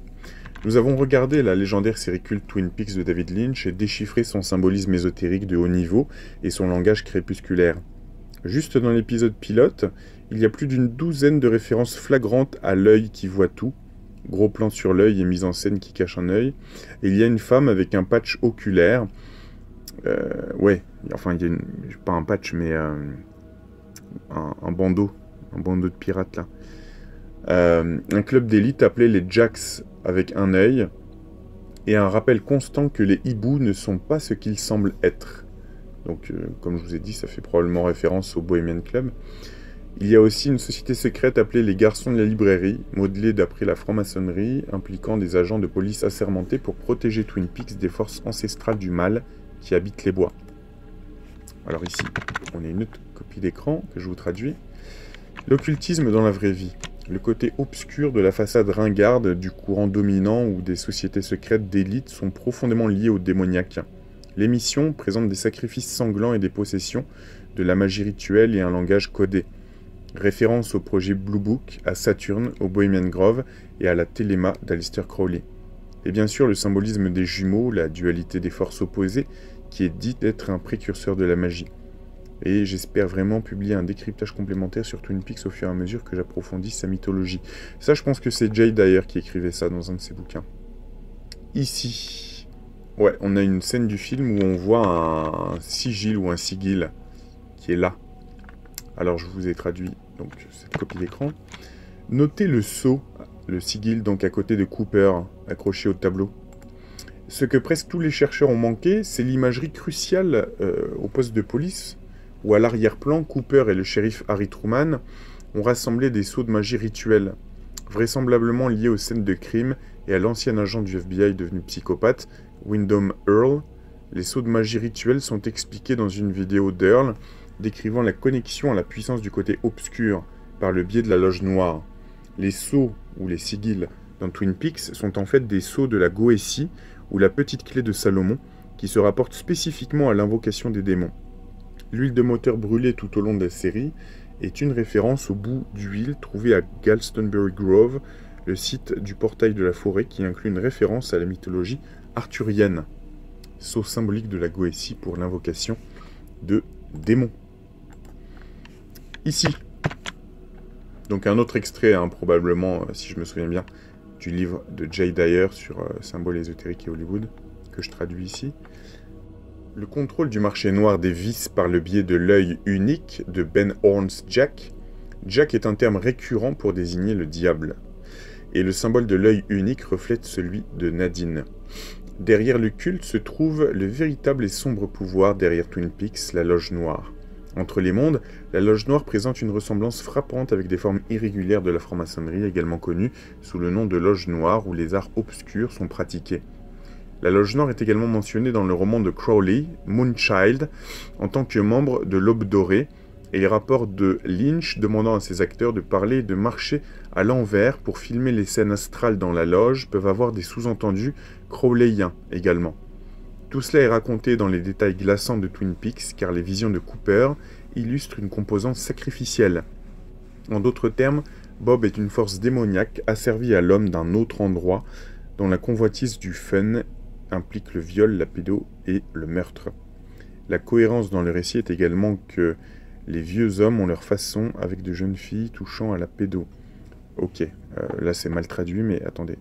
À mon avis, il fait référence à ce passage dans le pilote, où il y a une amie de Laura Palmer qui, pour moi, clairement a subi des sévices. Enfin, c'est une contrôlée mentale, hein, c'est clair et net. Vous voyez, il y a une réunion avec des vieux hommes d'affaires, et elle peut pas s'empêcher d'attirer l'attention, comme ça. Vous voyez? Donc, elle, c'est clair qu'elle est sous contrôle mental et qu'elle a l'habitude de se vendre à des hommes âgés, hein, vous voyez ce que je veux dire? Et je vous le dis maintenant parce que j'ai peur d'oublier. Dans le deuxième épisode de la première saison de la série, je vais essayer de vous montrer le passage par la suite. Il y a l'agent Cooper qui dit, mais ça vient vraiment comme un cheveu sur la soupe, ça vient de nulle part. Il dit, est-ce que quelqu'un sait le rapport qu'il y a entre les Kennedy et Marilyn Monroe? What really went on between Marilyn Monroe and the Kennedys? And who really pulled the trigger on JFK? Ce qui est peu connu, ce qui est peu su, c'est que le rapport, c'est que Marilyn, c'était une esclave sexuelle qui a servi à beaucoup d'hommes puissants, dont un président, Kennedy. Est-ce qu'il y a un rapport avec l'assassinat de Kennedy en 63? Je ne sais pas, je ne pense pas. Mais en tout cas, il apparaît clair aujourd'hui que Marilyn était une esclave MKUltra et cherchait à être la compagne de plein d'hommes puissants, hein, du président à l'acteur, en passant par de riches producteurs. Donc, on a des petits des indices comme ça qui sont donnés tout au long de la série. Je continue. Donc, ici, Twin Peaks et ses thèmes occultes que j'ai traduits ici. La très attendue 3e saison de Twin Peaks, donc, qui est sortie en 2017, est désormais diffusée sur Showtime et n'a certainement pas déçu. De nombreuses discussions ont eu lieu sur les blogs internet et dans des livres sur ces références occultes, comme le discours à l'envers prononcé par les habitants du mystérieux Black Lodge et les esprits maléfiques qui hantent le Lodge. Le Lodge lui-même a un sol en zigzag noir et blanc qui désoriente et agit de manière similaire au carrelage noir et blanc du salon maçonnique, reflétant la lumière et l'obscurité de la nature humaine. Mais qu'est-ce que exactement que le Black Lodge? Une loge blanche est mentionnée dans la série 2, qui a été diffusé il y a bien longtemps, en 1991, et le Black Lodge est son équivalent suggéré. Alors ici, j'en profite pour faire un petit aparté, parce que on parle de loge maçonnique, et je vais essayer de vous trouver une capture d'écran. On a très souvent dans les loges, hein, ça nous est montré dans les photos qu'il y a sur Internet, on a souvent un soleil et une lune qui sont de chaque côté du triangle lumineux, qui peuvent nous rappeler les natures passives et actives, ou négatives et positives. Bref, le soleil et la lune. Et à propos de la rose bleue, en fait, je vais y revenir plus tard, mais on a tout ce concept du bleu, qui a sûrement une signification occulte pour certains. Et là, dans ces paroles de Deepest Blue, un bleu profond, c'était un des morceaux. Il y a eu beaucoup de morceaux avec bleu dans le titre. On a The Sun Will Always Shine, donc on nous parle du soleil. Et ensuite, un peu plus bas, Am I Dreaming? No Walking on the Moon. Donc marchant sur la lune. Donc on a ce soleil, cette lune. Et est-ce que ce sont des références maçonniques? Je ne sais pas. On a aussi cette, rappelez-vous, hein, cette rose bleue dans Twin Peaks. Donc est-ce que tout ça est lié? Je continue. Ici, je vous ai traduit ce passage. Le co-créateur de la série, Frost, n'a pas caché les influences qui ont guidé sa plume lors de l'écriture de Twin Peaks, et les références occultes sont en fait assez faciles à repérer. Dans une interview accordée à The Independent en août 92, Frost admet « Tout le côté mythologique de Twin Peaks me revient, et j'ai toujours été au courant des écrivains théosophiques et de tout ce groupe autour de l'ordre de l'Aube dorée, à la fin du 19e et au début du 20e siècle. Yeats, Madame Blavatsky et une femme appelée Alice Bailey, une écrivaine très intéressante. » Ici, on a cet autre passage que je vous ai traduit. Non seulement il existe un marché noir de la prostitution et le recrutement de jeunes filles dans la pornographie, mais de jeunes hommes aussi, ça on dit jamais, mais oui. Mais il existe aussi un culte parmi l'élite de Twin Peaks qui se réunissait autrefois en secret pour des cérémonies de magie rituelle.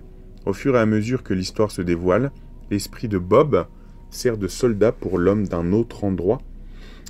Alors je crois qu'il s'agit de cet homme, attendez. Cet homme-là qui dit des choses d'ailleurs très mystérieuses, très étranges. Je vous le montrerai dans les extraits vidéo.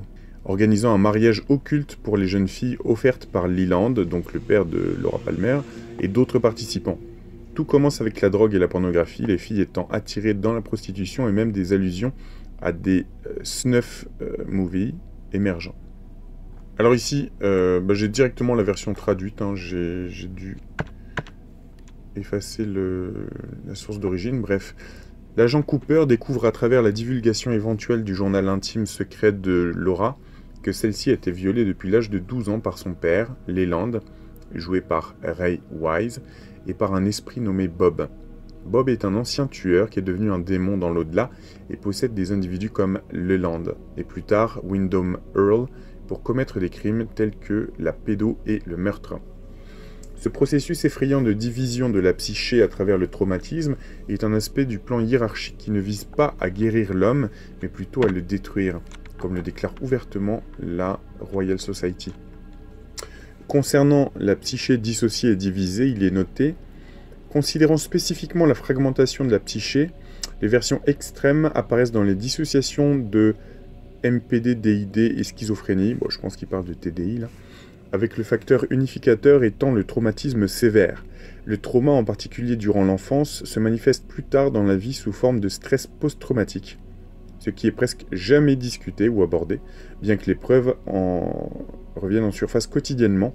Ce sont les rituels d'abus. Ayant fait plusieurs travaux sur le sujet, les abus rituels apparaissent fréquemment dans ces cas, mais ils sont passés sous silence dans les médias grand public. Cela semble changer avec le cas de Jimmy Savile et son réseau, car les médias ont été forcés de rapporter l'avalanche de responsables impliqués dans des activités occultes et rituels d'abus. Donc ça, c'était il y a quelques années déjà.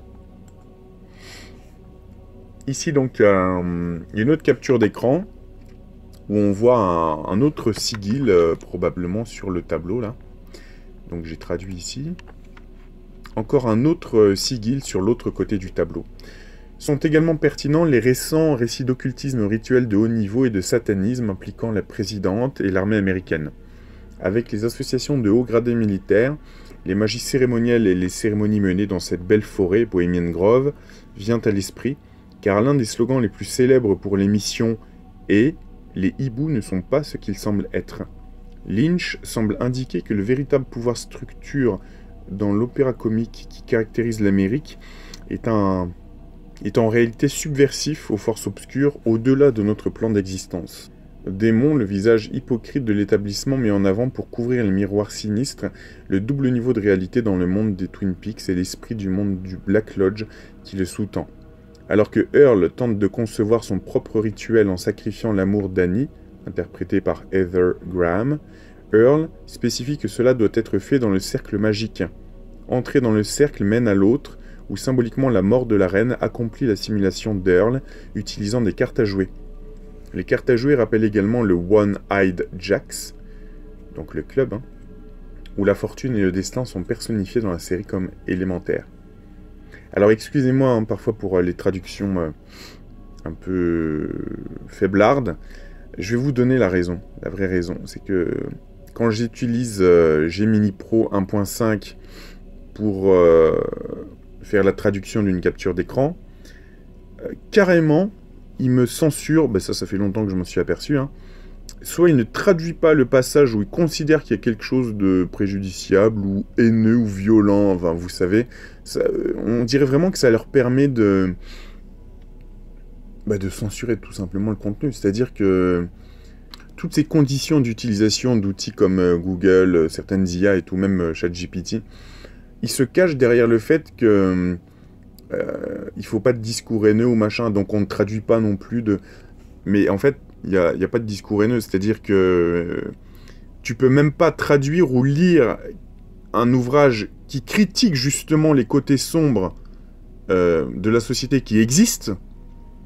C'est sous couvert de trucs haineux, machin, je sais pas quoi, que on te dit que c'est not safe for work, NSFW, c'est-à-dire que en gros l'algorithme, il a certains mots-clés, il va pas traduire. Et ça, c'est hautement louche, c'est hautement bizarre que ces algorithmes, évidemment... Enfin, je veux dire, ça paraît anodin et les gens l'acceptent, mais c'est inacceptable. C'est comme si tout ce qui avait été décrit avant n'existait pas, ou qu'est-ce que croiront les individus qui sont enfants ou adolescents actuellement?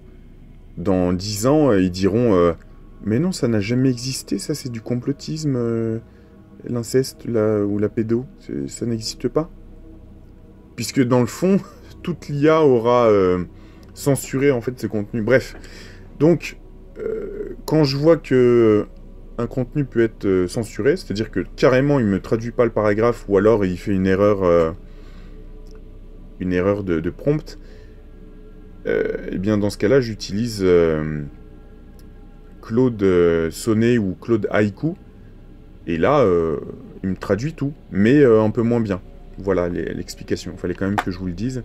On continue, donc avec cette capture d'écran. Donc là, on a le nain qui dit je veux tout mon Garmon Bosia. Alors, là, il faut savoir que Lynch, il utilise énormément, dans ses films ou ses séries, un langage un peu incompréhensible, où il invente parfois des mots. Par exemple, aussi comme dans le film de Kubrick, Orange Mécanique. C'est des mots codés qui ont une signification pour lui et peut-être pour d'autres, je ne sais pas trop. Donc, traduction, le Garmonbosia, maïs en crème, est la nourriture de la douleur et de la misère du sacrifice rituel. La réponse à la question de Smith est oui. Plus précisément dans le cas de Laura Palmer, nous constatons que son traumatisme juvénile causé par Bob et Leland, son père, l'a conduite à se dissocier, c'est ce que je vous expliquais au début, en différentes personnalités. Cela est révélé explicitement dans le film, et plus clairement encore dans le journal décrivant le traumatisme qu'elle était incapable de supporter de la part de son propre père. Leland, tout comme Laura, était soumis à une double personnalité, Bob prenant finalement le contrôle. Alors regardez, ici sur ma table de montage, vous verrez à ce moment-là, où il l'engueule parce qu'elle ne s'est pas lavé les mains. Et ça crée vraiment des montagnes russes émotionnelles chez Laura Palmer. Il dit « tu te laves les mains », et après, dans sa chambre, il pleure, et il va s'excuser en lui disant « Tu es ma petite princesse, je t'aime ». Et elle, ça la laisse dans un état complètement... Enfin, de stress post-traumatique, quoi. Vous imaginez? C'est du push and pull permanent à l'extrême, quoi. Ceci est remarquablement illustré dans la scène de conduite du film où Leland rencontre Gérard, Mike, portant le culte, fonctionnant comme un déclencheur, un trigger, pour Laura et Leland pour se dissocier. Non seulement Laura a été attirée dans le monde de la prostitution, mais elle a également été soumise à des abus rituels. À cet égard, la symbolique de l'anneau suggère à la fois le but et le démon. Ok, bah c'est bien ce que je pensais.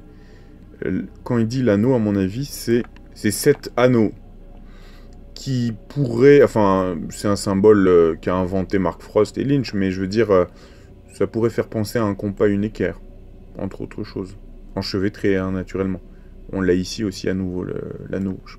Donc je pense qu'il parle de cet anneau-là. Donc la symbolique de l'anneau suggère à la fois le but, l'objectif et le démon, l'inverse des cornes, qui dans un autre sens est un groupe de cabales. Mal traduit. Cela montre aussi les différents plans d'existence et le portail entre les deux sommets, dans un sens tripartite de la loge blanche, de la terre et de la loge noire. Donc on le voit ici encore, l'anneau. Hein. Alors oui, d'ailleurs, il y a plusieurs... il peut y avoir plusieurs symboliques, évidemment. Hein. Je vous dis, ça ressemble à un truc vaguement maçonnique ou ésotérique, mais on a aussi... enfin, dans le sens horizontal, ça fait aussi 3 sommets. Ou 2 sommets principaux, donc ça peut représenter aussi les collines de Twin Peaks, enfin, naturellement, hein. Ça n'a pas qu'une seule signification, naturellement. Donc ici, j'ai traduit ce screenshot. En possédant des individus dans le but d'accomplir ces actes, Bob capture la douleur et la misère stockées dans le sang de ses victimes et les déverse comme une offrande sacrificielle à l'homme d'un autre endroit. Ok. Bon, ça on voit à quoi ça peut nous faire penser. On va pas prononcer le mot-clé là, on va pas faire plaisir à la plateforme. En démonologie pérenne, ce concept a de nombreux précédents car les esprits malveillants se nourrissent parasitairement de la douleur et de la misère des victimes. Alors ça, petite parenthèse, on peut le voir dans la suite de Shining, qui s'appelle Dr. Sleep. J'aimerais bien vous montrer des extraits, mais je pense que ça va bloquer aussi. Bref, on en reparlera aussi un peu plus tard. Je continue. La critique de Justin Smith commente cette perspective esthétique. Alors bien sûr, nous avons Bob. Pour ceux qui l'ignorent, la ville de Twin Peaks est similairement peuplée par un juge de district qui voyage d'une manière mystérieusement engagée par l'électricité. Ouais, ça veut rien dire cette phrase. Bref. L'un de ses membres, peut-être son chef, est Bob, qui harcèle Laura tout au long de sa vie. Elle prétend qu'il l'a harcelée depuis qu'elle avait 12 ans, et il est violent. Dans cette scène, il n'est pas seulement un contraste saisissant avec la chambre rose bonbon, mais il est à la recherche de sa réaction, qui est un autre mode de dépendance communément trouvé dans le travail du surréalisme en art, ce qui suggère un lien profond entre eux, bien que réticent. Enfin, nous avons la fin de la scène où le père de Laura quitte la maison. Nous sommes assez certains que ce n'est pas là où se trouve le père de Laura et Bob le même. Alors, je pense qu'il fait référence à cette scène, hein. Hop, cette scène où elle voit d'abord Bob dans la maison, elle s'enfuit de sa maison, et en fait, elle voit sortir son père, et elle dit « Non, c'est pas lui, ça peut pas être lui ». Et c'est clairement un signe de dissociation, ça veut dire... elle projette sur Bob, qui est un personnage de fiction dans sa tête, pour refuser qu'en fait, c'est son père, le perpétrateur, qui a perpétué les abus sur elle. Hein. Je continue... Donc ici on va reparler un peu de Dr. Sleep, hein. J'avais mis comme commentaire, c'est exactement la même chose qui est évoquée dans la suite de Shining, Dr. Sleep. Alors, je vais vous traduire ce passage, attendez. Annie, qui dit qu'elle est avec Laura et l'agent Cooper, comme c'était le cas avec Mulholland Drive, les phénomènes électriques et les charges statiques ont tendance à accompagner la manifestation d'esprit d'un autre monde. La loge noire semble apparaître pour voyager à travers l'électricité ou à travers l'air, quoi, je sais pas, et se manifester sous forme physique comme le cow-boy dans Mulholland Drive. Donc, pourquoi je dis la même chose est évoquée dans Dr. Sleep, c'est parce que si je me souviens bien, on a une petite qui est médium, hein, qui a le Shining, hein, comme on dit dans le film Shining d'ailleurs. Elle est médium mais aussi télépathe, et elle est capable de voir les intrusions psychiques dans son psychisme. Et réussit à rencontrer à rentrer en contact avec une magicienne, une sorcière qui lui veut du mal. Et à un moment, on voit vraiment physiquement une des sorcières qui n'arrive pas, en fait, à casser la barrière psychique que lui impose la petite fille. Donc, elle monte sur son bâton, en fait, et elle se rend à travers l'air. Elle se rend en très peu de temps dans la chambre de la petite fille. Et on peut dire que c'est fait à travers l'électricité. C'est pour ça que je dis, ça me fait penser à Dr. Sleep, ce petit passage. Je sais pas si vous m'avez suivi, mais en fait, il faudrait voir les films pour que vous compreniez. Donc j'ai ici ce passage que j'ai traduit. Earl arrive pour capitaliser sur les forces obscures de Twin Peaks à la recherche du portail vers la loge dans les bois. Planant au-dessus d'une mare d'huile noire et visqueuse, le portail est le lieu d'anciennes pratiques rituelles où dieux et demi-dieux sont invoqués. Lynch semble dire ici que l'Amérique est une terre de forces primitives déchues qui gouverne notre réalité actuelle de justice, derrière le voile. Donc c'est ce que décrit aussi Mark Frost dans son ouvrage sur Twin Peaks, hein. Surtout. C'est aussi la signification de l'imagerie récurrente du voile rouge accompagnant toute entrée dans la loge noire et les conjonctions planétaires et astrologiques qui déterminent l'ouverture des portails vers l'autre monde. La peur, dit Cooper, ouvre la porte de la loge noire et l'amour ouvre la porte de la loge blanche. Ça, c'est très intéressant, ça. On découvre aussi dans cette association de personnages douteux le Major Briggs, un mystique militaire dont la croyance au surnaturel conduit à des connexions classifiées avec le projet Blue Book et les recherches de l'armée sur les ovnis. En réalité, le projet Blue Book était une couverture pour des tests technologiques avancés sur des avions, mais même ici, on a une association curieuse, car le travail classifié du Major Briggs implique des recherches occultes. Briggs semble être une approximation du genre de programme réel que John Ronson décrit dans son livre « Les hommes qui fixent les chèvres », où des militaires de haut niveau... Ah ok, non, c'est pas ça le titre. Je vous avais fait une analyse de ce film. Où des forces spéciales ont participé à des activités occultes au sein du premier bataillon de la Terre, le First Earth Battalion. Les chefs du Pentagone, il s'appelle le film. Ouais, c'est marrant. Moi aussi, j'avais fait un parallèle avec ça. Je sais pas si j'en parle plus tard. Avec Twin Peaks. Ouais. Ici, je vais vous traduire ce passage. La ville de Twin Peaks est fondée lorsque deux familles, les Packard et les Martel, créent deux scieries rivales de chaque côté de la rivière. En 1927, le jeune scout Andrew Packard et le chef scout Dwayne Milford aperçoivent une silhouette géante dans les bois lors d'un camp. Milford confie à Packard que son frère, Douglas Milford, a également signalé avoir vu une silhouette similaire. Douglas Milford, un personnage secondaire dans la série télévisée, devient par la suite une des figures clés du livre. Son implication dans l'incident OVNI de Roswell alors qu'il était dans l'armée de l'air américaine le voit affecté à l'enquête sur les observations d'OVNI et les allégations d'enlèvement pour le projet Sign, le projet Grudge et le projet Blue Book, et à la mise en place du poste d'écoute Alpha, une installation SETI près de Twin Peaks. En 1940, 3 enfants dont Maggie Coulson, qui est la femme à la bûche dans la série, qui dit d'ailleurs beaucoup de choses tellement sensées et profondes, ouais. Carl Rodd, le propriétaire du parc de caravanes de Twin Peaks, Firewalk With Me, et Alan Traherne disparaissent dans les bois, réapparaissant avec d'étranges marques triangulaires sur le corps et sans aucun souvenir de cette journée. Alors, est-ce que c'est des marques triangulaires qui peuvent faire penser à ça? Je vais revenir à ces symboles un peu plus tard. Ok, très intéressant tout ça, parce qu'effectivement, il y a aussi des rapports entre l'armée de l'air américaine, du moins dans les années 80-90, et certaines allégations de choses rituelles. On a notamment de mémoire Paul Bonacci qui témoignait, qui disait que il avait été à telle ou telle base de l'US Air Force, dont j'ai oublié les noms, où il y avait carrément des contrôleurs MK-Ultra, qui programmaient les jeunes, quoi, pour les envoyer à Washington ou autre. Bah, et tiens, ici on a un militaire qui apparaît dans Twin Peaks d'ailleurs. Donc la loge blanche et les maîtres ascensionnés. Je vais vous traduire ça. Hop. La loge blanche et les maîtres ascensionnés.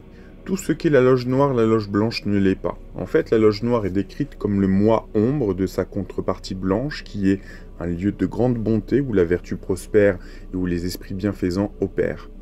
Elle aussi a une riche histoire enracinée dans les enseignements occultes sur les groupes qui œuvrent dans les coulisses de l'humanité pour promouvoir la sagesse et le progrès.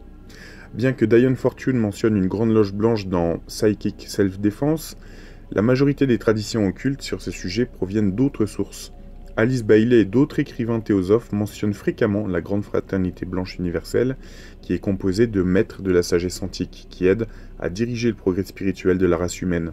Il peut y avoir des divergences d'opinion quant à savoir si ces membres sont des personnes vivantes ou décédées, mais la croyance en l'existence d'une telle loge est généralement admise par les occultistes. Alors, ici j'ai mis un petit peu des choses en vrac à la fin de ce petit docu. Enfin non, il y aura aussi la partie montage directement du film qui sera soit ici, soit sur Patreon. J'ai demandé à GPT de me faire une liste, bon, non exhaustive, hein, mais de quelques chansons, clips ou livres et films connus qui incluent le mot blue, c'est-à-dire bleu. Pourquoi? Parce que j'ai investigué sur cette rose bleue. Le bleu a sûrement, très sûrement une signification profonde occulte qui nous échappe. Mais on peut citer Blue Velvet par Bobby Vinton, qui est d'ailleurs dans le film Blue Velvet de David Lynch. On a Blue Suede Shoes d'Elvis Presley, Blue Monday par New Order. Hein. New Order, d'ailleurs, le nom du groupe, c'est... Si on met World, si on rajoute World, ça fait Nouvel Ordre Mondial. Hein. New World Order, New Order. Et Blue Monday, ça préfigurait vraiment la techno avant que la techno existe, quoi. C'est toujours des groupes qui sont à l'avant-garde de quelque chose, mais ça, c'est le sujet d'une autre vidéo, techno et occultisme.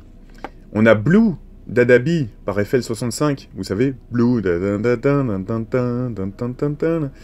Tangled Up in Blue de Bob Dylan, Behind Blue Eyes par les Who, Blue Bayou par Linda Ronstadt, Blue Jeans par Lana Del Rey, Blue Ain't Your Color par Keith Urban.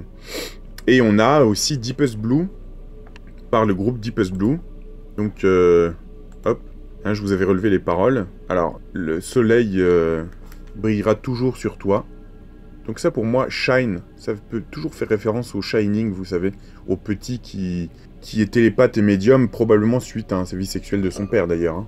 Quand on utilise le mot shine, je me dis toujours, oups, attention, ça peut vouloir dire autre chose. Tu as renversé mon océan de manière bleue profonde. Je ne cacherai jamais mes sentiments envers toi. Tu es vraiment mon bleu profond. Si Mère Nature avait choisi un nom, je suis sûr qu'il choisirait le même pour toi. Je ne cacherai jamais mes sentiments pour toi. Tu es mon bleu profond, dada blablabla. Je rêve que je marche sur la lune, donc on a bien hein, lune et soleil dans les mêmes paroles, ce qui peut indiquer qu'il y a un sens occulte. Et je ne sais pas comment te joindre, bébé.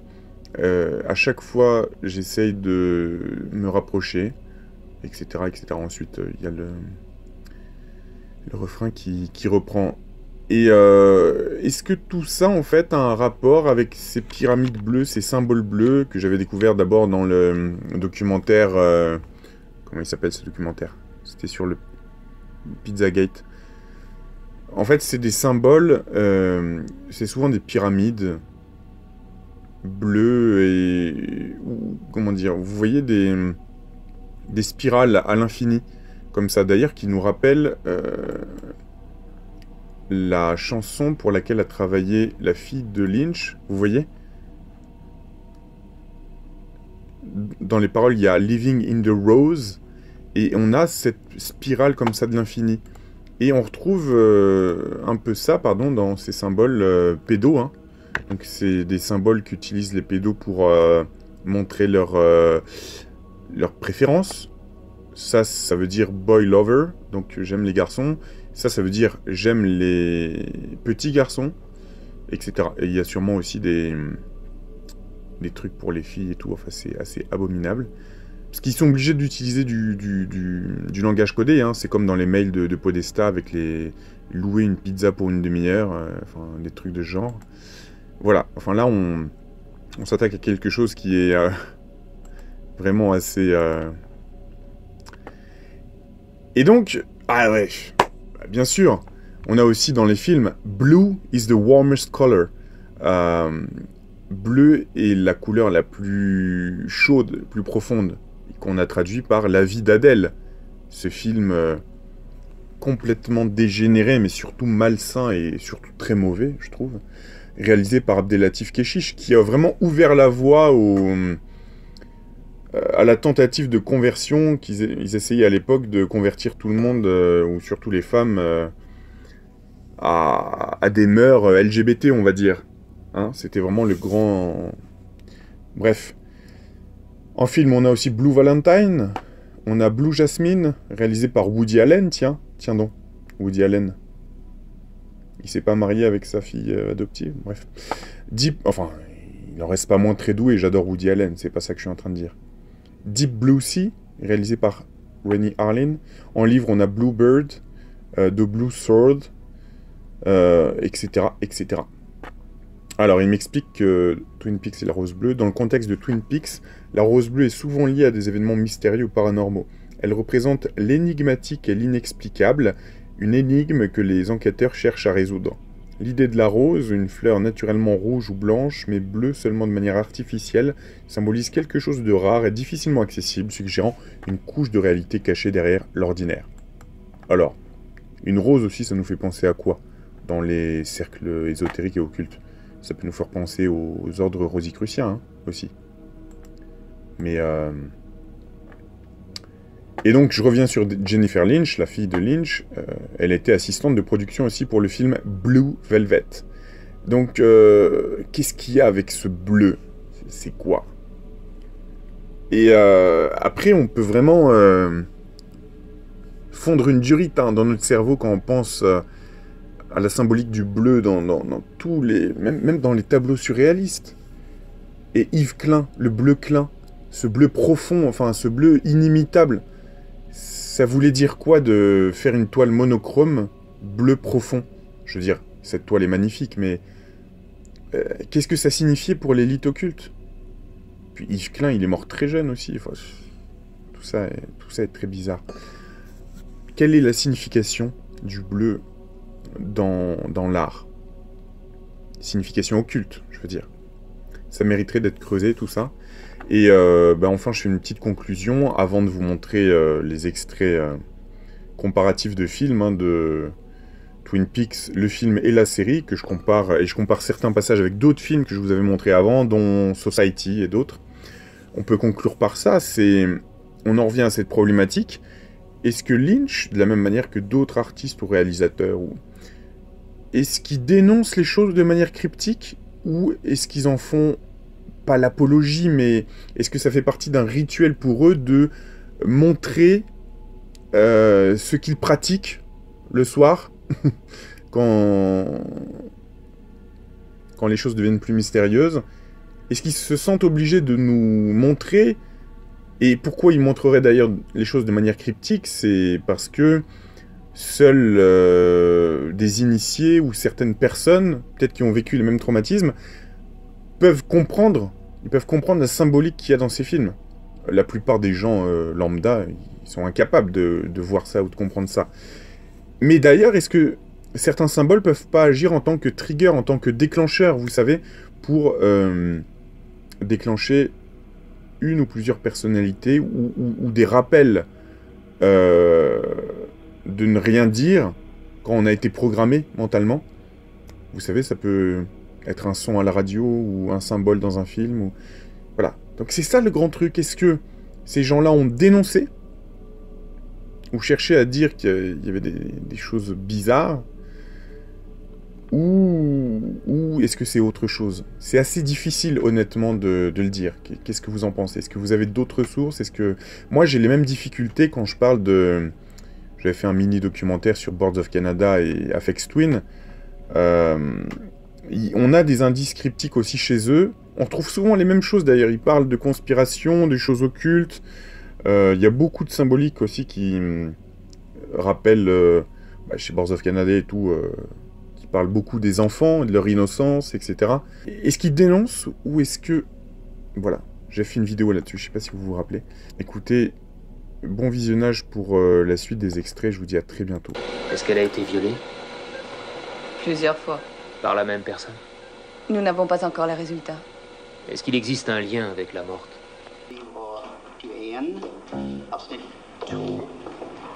är 80 och 50. Avsnitt 4. Avsnitt 5 är 15 och 84. Avsnitt 6 är 51 och 12. Och avsnitt 7 är 8. À travers les ténèbres des passés à venir, le prince de la nuit languit de voir, entre tous celui qui oscille et pavoise entre deux mondes. Puisse le feu être mon allié.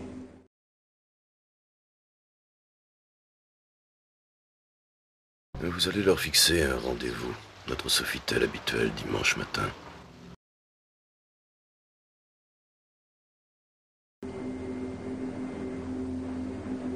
Nous avons vécu parmi les hommes, je crois que vous dites, par procuration. Qui êtes-vous? Tu vas bientôt comprendre, mon petit Billy. Tu es d'une race différente de la nôtre. Tu n'es rien, tu es moins que rien. Tu ne vaux rien du tout. Oh. Et tu n'es pas des nôtres, tu comprends? Nous avons vécu parmi les hommes par procuration. Nous vivions au-dessus. Je présente les choses telles qu'elles sont, telles qu'elles ont l'air d'être. Je cherchais Bob. Il s'immisce parfois au milieu des infirmes, des êtres déchus et meurtris. Moi aussi, j'ai été touché par le malin, marqué d'un signe à l'épaule gauche.